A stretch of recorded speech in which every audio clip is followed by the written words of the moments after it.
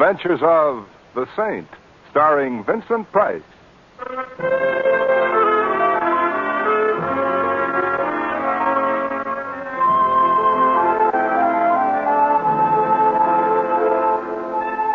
Saint, based on characters created by Leslie Charteris and known to millions from books, magazines, and motion pictures, the Robin Hood of modern crime now comes to radio, starring Hollywood's brilliant and talented actor, Vincent Price, as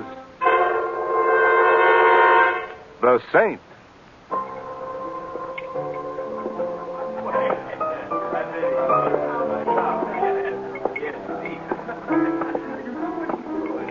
Proof that the language of music is a truly universal one, Mr. Templar, is in the people gathered here.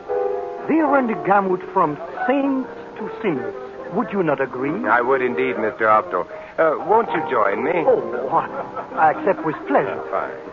Then you know me, Mr. Templar? Well, if you promise to keep the deep, dark secret, I'll confess that I have bought tickets to Carnegie Hall from time to time. Piano concerts mostly, and those performed by Laureate Opto primarily. That is a pleasing compliment, Mr. Templar. Well, it's understandable how I'd recognize a famous concert pianist like Laureate Opto. Thank you. But the reverse is rather puzzling.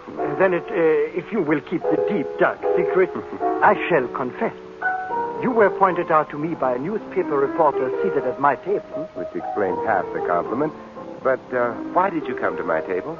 Why did you come here to this nightclub called the Birdcage, Mr. Templar? Well, I could say because it reminds one of the Black Hole of Calcutta, but the real reason was to hear the piano music of Johnny Crawford. Yes, precisely, as did I. A Dixieland hepcat receiving recognition from a Carnegie Hall maestro? Johnny Crawford was once my pupil, Mr. Templar. Oh. He had a magnificent technical grasp of classical music, but no artistic soul. He was a great disappointment to me. Nevertheless, I do not wish to see Johnny Crawford dead. That is why I have come to you. Well, now, that's a rather macabre touch to an otherwise light-hearted evening. Murder is always macabre, Mr. Templar. So it's to be death by violence. It is, and I shall tell you a great deal more about it at my home tomorrow morning, Mr. Templar. 637 Reseda Drive. I'm certain that you will be kind enough to be there. That's the kind of certainty that causes horse players to go broke, Mr. Opto. Then let us say I'm playing a long shot. And I'm betting that among the saints and sinners present here, you are numbered among the former. One question. Yes? Could you give me any idea as to why someone should desire to remove the aforesaid Johnny Crawford from the ranks of the living? Oh, I can do better than that, Mr. Templar. I can give you the name of the person who will be responsible. Oh? And that person? A musical composer who has been dead for over 100 years. Ludwig van Beethoven.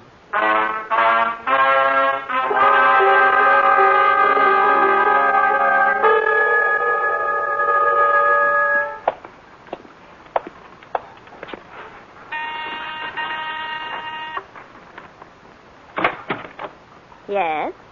Well. Should I say thank you or slap your face? What do you think? The slaps have it. What could I do for you? You must be kidding. And if you're here to see Mr. Opdahl, you must be Simon Templar. Guilty. And you? Mickey Clark, Mr. Opdahl's secretary. Mickey Clark. Well. Won't you lope in, Mr. Templar? Oh, thanks. I could hardly refuse such an enthusiastic invitation. Well. Rachmaninoff prelude in C sharp. Is that the maestro playing? It's not Jimmy Durante. Oh. The music room's at the far end of the foyer. Mr. Opdahl's expecting you. Come with me. Oh, thanks. I'll take advantage. Oh, no. Those are shots. Identification acknowledged. Come on, let's go. What's happened in there? Just stay behind me and let me find out first. Mr. Templar. Yeah. Oh, that was no prelude in C sharp being played in here, Mickey. It was a prelude to murder. To murder? Where do those French doors lead to? Why, to the terrace. Why? See if it isn't too late to help Mr. Opto while I... Oh, no! Well, it's nasty weather out anyway. But Aren't you going after him? My halo wouldn't look too well on top of a shroud. Where's the nearest telephone? Telephone. Yeah, I know this comes as a great surprise, Mickey, but the police are rather fussy about these things. Oh, yes, of course. The telephone's right up... Mr. Updahl. He's not dead. He's trying to play something. He's trying... Take it easy, Mickey. Take it easy.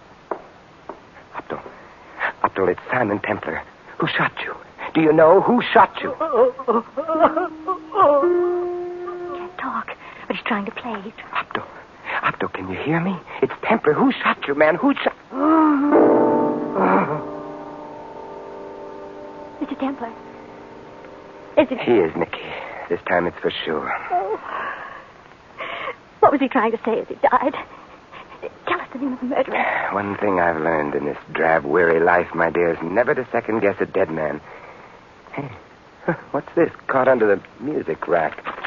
It looks like a couple of torn bits of paper. You thereby win your A for a cumin, Mickey. Oh, I recognize that top one, Mr. Templar. It's personal note paper used by Mr. Updahl. Who is, Paul? Paul?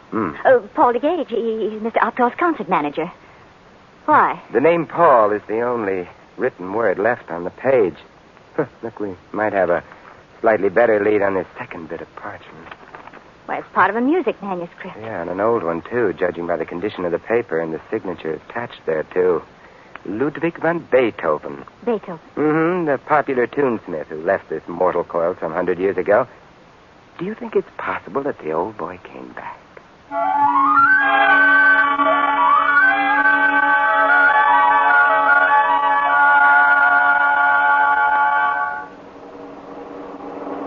You sure you want to come along with me on this little jaunt, Mickey? Lawrence Updahl was a swell boss and a wonderful guy. If there's anything I can do to help you get the man who killed him, I'm going to do it. And all the time I thought it was my personality that intrigued you. Well, let's hope I'm not as disappointed by Mr. Updahl's concert manager, Paul DeGage.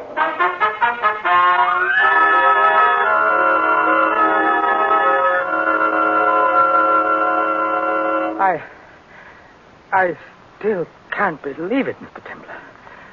Lawrence Updahl dead. Murdered. Why would anyone want to murder Lawrence Updahl? That was going to be my question, Mr. DeGage.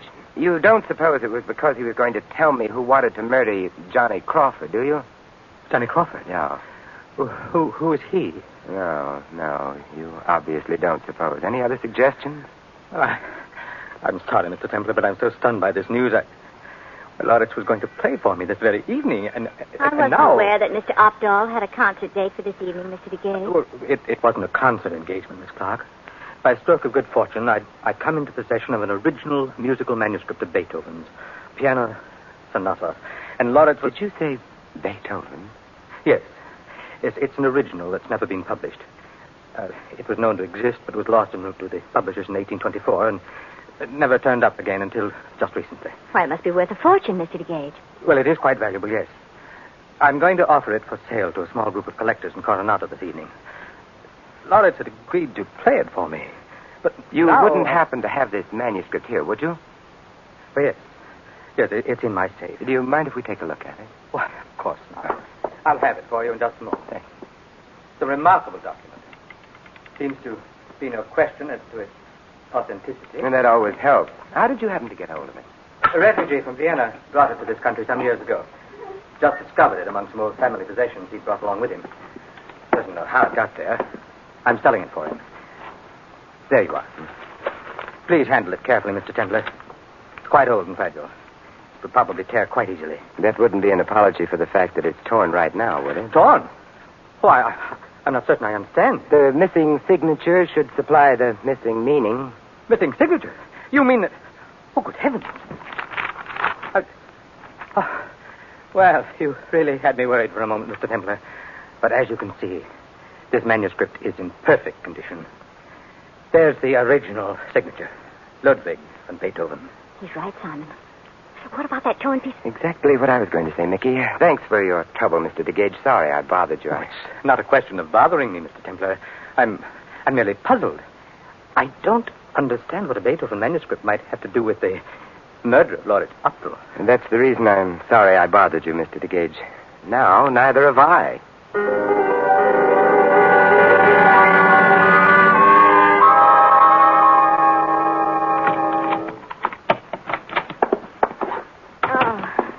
and the police are gone. I don't think I could have returned here. Mr. Opdahl was told. I'm not too happy about homicidal surroundings myself, Mickey. Well, then why come back at all? I find myself with an ungovernable impulse to indulge in musical composition, and More of that later, Mickey. It would appear we have an unexpected eavesdropper amongst us. An unexpected... Mm-hmm. Oh? Oh, don't stop now, Sam. If you don't mind, I'd just as soon. The farther away I am from lethal weapons, the better I like it. That is a gun in his hand, isn't it, Simon? The genus automatic pistol, species caliber 45. That's very scientific, chum. Well, you better hand over that paper. Paper? Don't play coy, chum. The paper you took Opdahl's music with. Oh, that. Oh, I'm sorry, but I'm saving autographs. Never had one of Beethoven's before. Yeah, I'll bet you never had your tummy blasted by a 45 slug before, either. True. So I think I'd better take that gun. No, you don't, Better chum. give it to me. All right, chum, I will. Simon! Oh, you killed him. Shut up. He's dead. You killed him. You... You said to shut up, didn't I? I'll stand back while I look at that paper. Oh. Should be somewhere in his... Yeah, inside pocket, huh? Thanks, chum. Pretty brave with a gun, aren't you? Yeah. Better retire from the music business, sister. From where I sit, it don't look too healthy. So long, baby.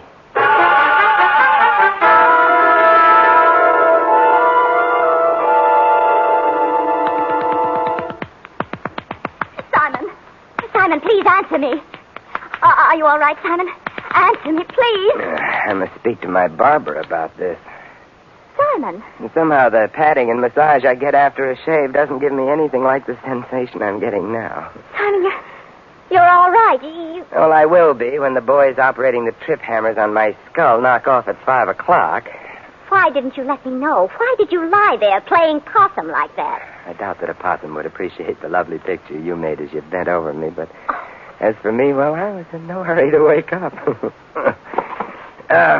What happened to Chum? He departed with your prize autograph after creasing your skull with a bullet and threatening me with the same. A lovable soul, isn't he? My only consolation is that his aim is far worse than even his intentions. Simon, for Pete's sake, come across. So far, I don't understand a thing. Which puts us both in the same boat. And speaking of boats, come along, Mickey. We've got an appointment with one. How nice. Any particular kind? Oh, yeah, very particular kind. A ferry boat that's going to take us across the bay to Coronado.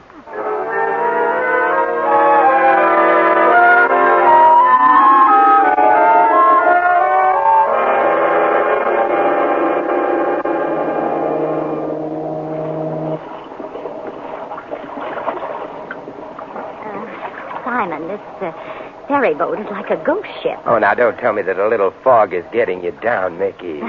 Little fog. It's so thick we can't even see the rail from here.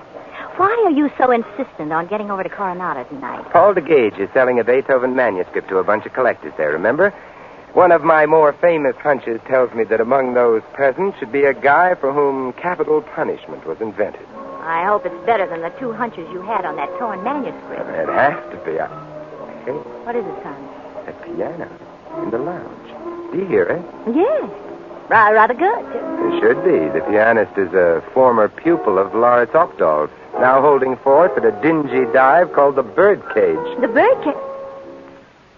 Simon, you mean Johnny Crawford? And if it isn't, he should sue for plagiarism. That's his personal theme song. Johnny Crawford aboard this ferry boat.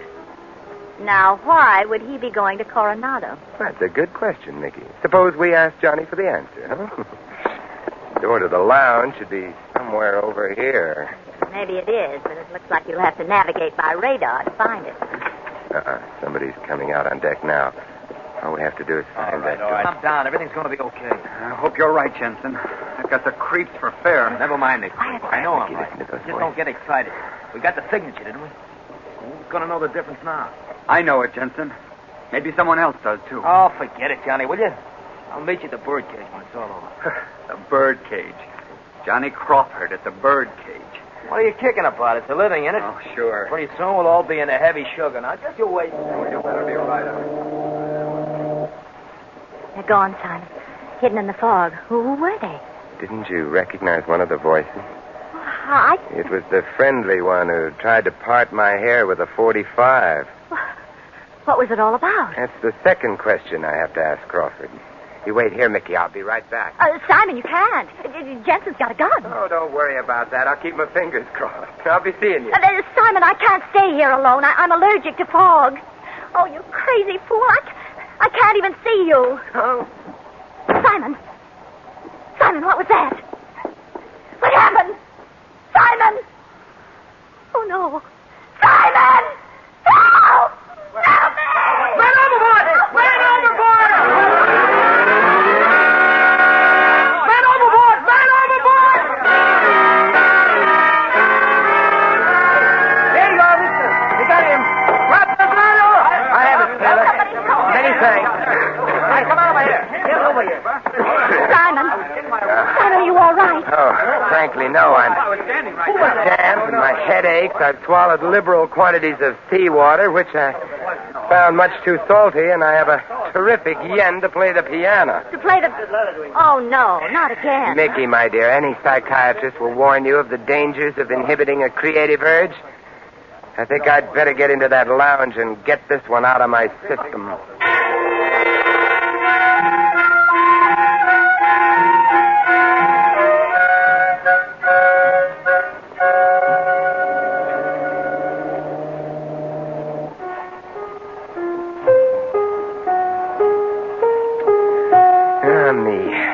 Children make a grave mistake, Mickey, by not paying attention to music lessons. Now, if I'd only listened to Professor Heinrich Wurzel, If you'd only listened to me, Jensen or Crawford or whoever it was wouldn't have hit you on the head. And you'd be rational now rather than non-compass mentis. Oh, you shouldn't speak so harshly of whoever it was, Mickey. When he tossed me into the briny, for some reason I thought of music, piano music. And I think I've got something. If I could only find the right combination. I think you should try to find that psychiatrist you mentioned earlier. More attention to your noodle and less to noodling might result in getting... Mickey, you've jumped to a big, fat, and incorrect conclusion. Listen to this. It's hardly what I'd call a musical tour de force. Mickey, you're not listening. I'll give you one more chance. There, sound familiar to you? Not in the least. But then I didn't take lessons from Professor Heinrich Wurzel, which might account for my... Wait a minute. That phrase. Isn't that what Lawrence Opdahl played just before he died? You see, you should have studied under Professor Wurzel. Oh. He would have given you 100 in musical identification. No, you're not trying to tell me that that little musical phrase means something, Simon. Now, let's see now. We'll be in Coronado at 6. Yeah. That should give me about 2 hours to prove its meaning to you. Sounds like rather complicated procedure. Oh, the procedure itself will be simple, but first I have to clutter it up with a call to Lieutenant Flanagan and a little visit to the public library.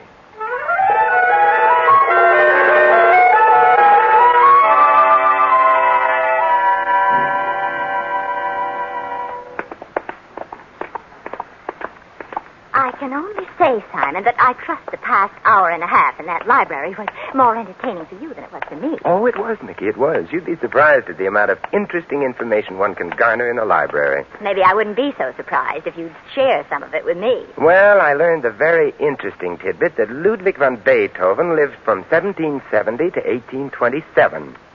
That he wrote 9 symphonies. Amazing. That he had a sketchbook containing a mass in C sharp, a piano sonata, a fugue on Bach, and... Oh, Simon, please. If that's all you can tell me about an hour and a half of wasted time... Well, not quite. I could mention the fact that one of the more incorrect books on Beethoven was written by a John Masefield Crawford. Well, what difference does it make who wrote the...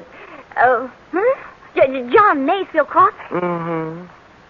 Could that be our Johnny Crawford by any chance? Could be. An authority on Beethoven? A poor one, but an authority. So what? So this. We're going to make a bid on a Beethoven manuscript, and don't be too surprised if we win it. And a murderer as well.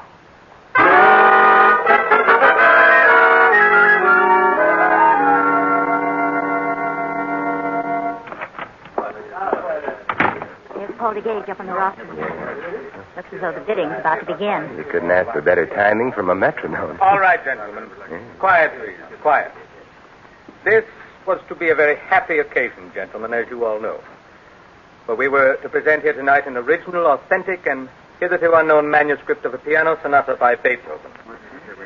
In honor of the occasion, I prevailed upon my dear friend Lauret Opdal to be the first to play the sonata. Unfortunately, as most of you now know, he has met with a tragic end. In deference to Lauret's memory, I have not sought another pianist to substitute for him. I am certain you all share my feelings. And so I'd be very happy to play the sonata for you, Mr. DeGage. Simon, are you crazy? I'm not certain I quite understand the meaning of this interruption, Mr. Temple. Oh, I wouldn't let that bother me, Mr. DeGage. Now, as soon as I reach that piano... There. Well, really, Mr. Templar, Oh, it's quite simple, Mr. DeGage. I'm going to substitute for Lauret Opdal. You? Why, I didn't know that you were a pianist, Mr. Templar. Oh, sure. One of the best. Listen to this. Mr. Templar, there can only be two explanations for this outrageous action on your part. You're either drunk or mad. I shall have to ask you to leave this hall at once. Now, surely, Mr. DeGage, you wouldn't want me to leave so soon, not before I've told these gentlemen that Beethoven never wrote the music on that manuscript you have for sale. Beethoven never wrote That manuscript is a fake. No such piano sonata was ever written by Beethoven or lost on its way to the publishers. This is preposterous. A record of that sonata is in Beethoven's own sketchbook. Oh, I'll admit that a piano sonata is noted in the sketchbook, yes. But if the person who forged this manuscript had looked far enough, he'd have learned that the original was written for 4 hands as a duet, not for 2. Well, I can't believe it. This manuscript is a forgery, written by a former so-called expert named Johnny Crawford. But if this is so, do you have any proof, Mr. Templar? Lauret Opdal's death is proof enough. He discovered the forgery, but then he made a grave mistake. He thought Crawford's life would be in danger to prevent the knowledge from coming out. But it was his own life that was taken. Then it was Crawford who killed him? Opdal told me who killed him, Mr. DeGage. Opdal? He couldn't talk, but he could play. And he played 6 notes. These notes. Those notes spell the name of the murderer, a name that will be verified by his accomplices when they're picked up by the police. And for the edification of those who never studied under Professor Heinrich Wurzel, the notes You'll never hang this on me, Templar. Look out, Simon, he's got a gun. Well, then I'd better... Leave him, I'll kill you for this, Templar. I'll kill you. Oh, that's such a revolting thought to gain. I'd better not risk the possibility. Now, what was that you were saying, Mr. DeGage? Simon, he can't say anything. He's out cold. Come to think of it, so he is. And look at the time, just 8 o'clock. I told you you'd have your answer in 2 hours, didn't I?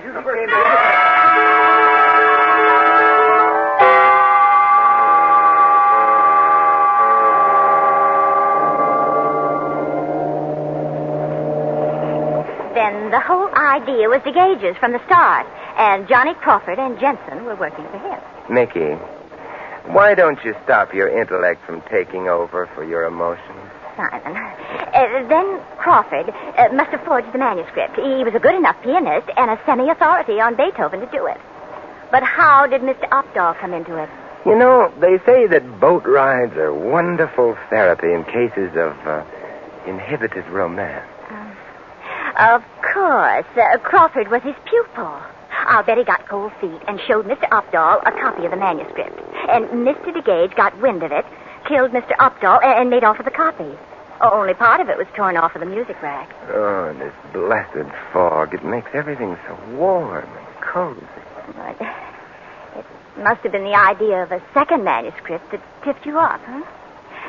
Particularly when Jensen was so anxious to get the torn signature.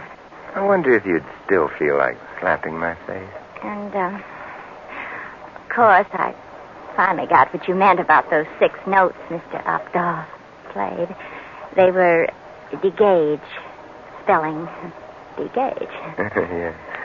Mickey, when are you going to stop being logical? Oh, Simon. Right now.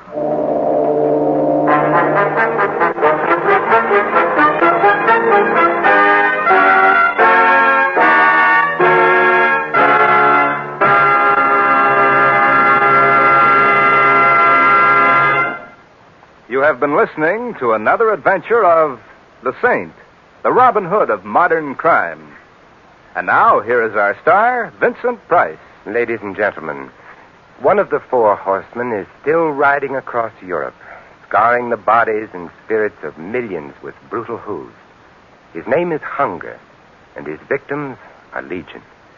Their cries for help are sounding right outside our door. Despite increased supplies of certain foods and improved crop conditions, Europe's need for more food is urgent and immediate. Americans can help now by sending food packages to Europe's hungry ones through the auspices of CARE, a non-profit humanitarian organization. CARE, spelled C-A-R-E, stands for Cooperative for American Remittances to Europe. It is composed of the country's 26 top welfare agencies, all operating to drive the specter of hunger from Europe. You can aid in this work by sending a $10 remittance to CARE, New York. A 21.5-pound food package will then be sent to any designated person in 15 countries. Or if you wish, CARE will select a recipient. Smaller food packages are available for lesser amounts. The address again is CARE, New York. Remember, they still need care. This is Vincent Price inviting you to join us again next week at this same time for another exciting adventure of the Saint. Good night.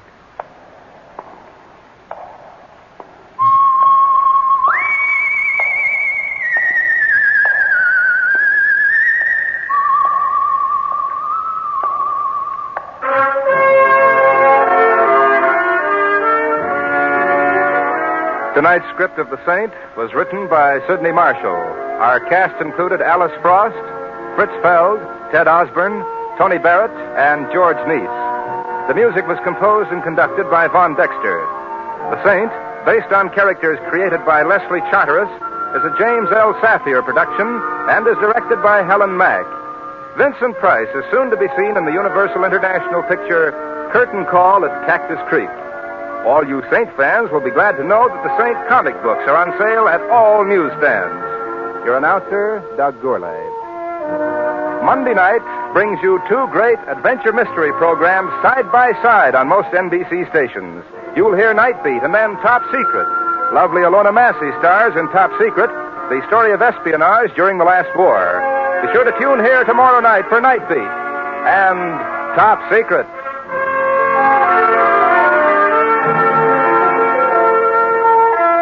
Next, Sam Spade, then Summer Symphony on NBC.